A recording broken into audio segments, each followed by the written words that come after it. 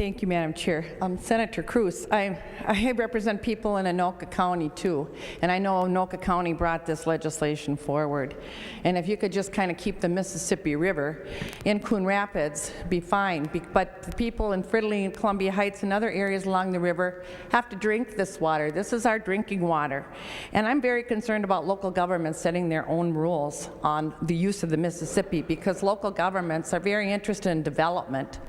They may or may not, particularly those at the start of where this will most affect, Dayton on down to Hastings, will want to do development. They'll want to do all kinds of development, and that's what local governments try to do. That doesn't mean they're going to always consider the fact that a lot of us have to use this Mississippi River for drinking water. There are 39 groups, Madam Chair, there are 39 groups that are against this legislation. Already, the fact of the matter is that $350,000 has been spent on these rules. It's drinking water for people along the river, and even the information that Senator Cruz handed out here, I want you to read the first page, because it doesn't say there shouldn't be rules. It's the Minnesota Chamber of Commerce. It says that there should be fair rules. It doesn't say that there should not be rules, which is what Senator Cruz's bill does. So far I haven't heard anybody say that there shouldn't be any rules, just there should be fair rules. I already know that the House is not going to hear this bill. So we're hearing this bill and spending this time for nothing. The House author is not going to have this bill heard, and the House chair doesn't want to hear this bill.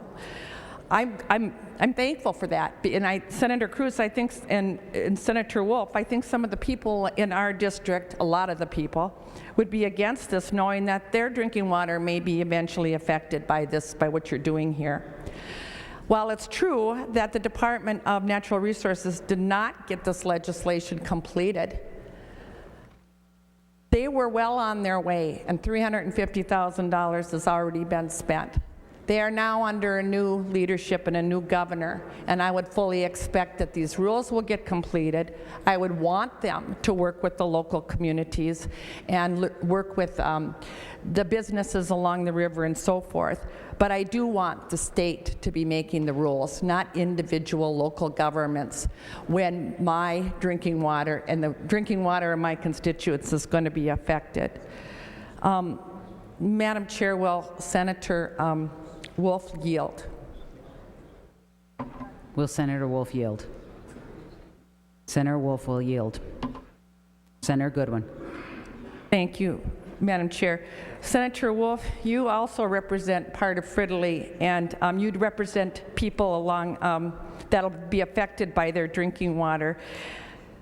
You also want to make sure that the state doesn't waste money, as we all do.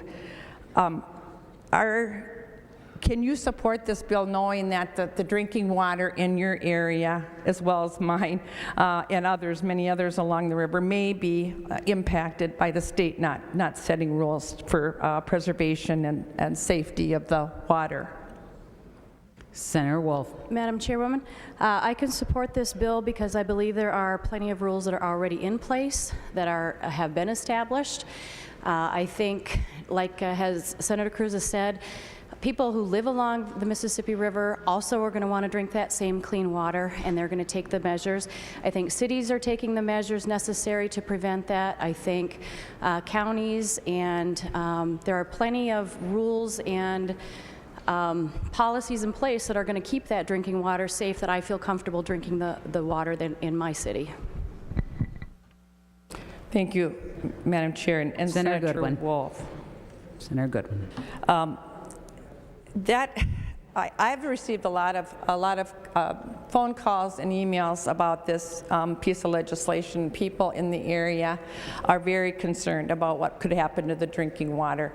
I think Anoka County is wrong on this issue. I support a lot of the things Anoka County is promoting, but I think they're dead wrong on this issue, and I think maybe been getting some pressure development pressure and so forth along that river, and they want to make sure that they can get that. I certainly understand that, but I do not understand why they would want local communities to set their own rules on a resource as important as the Mississippi River.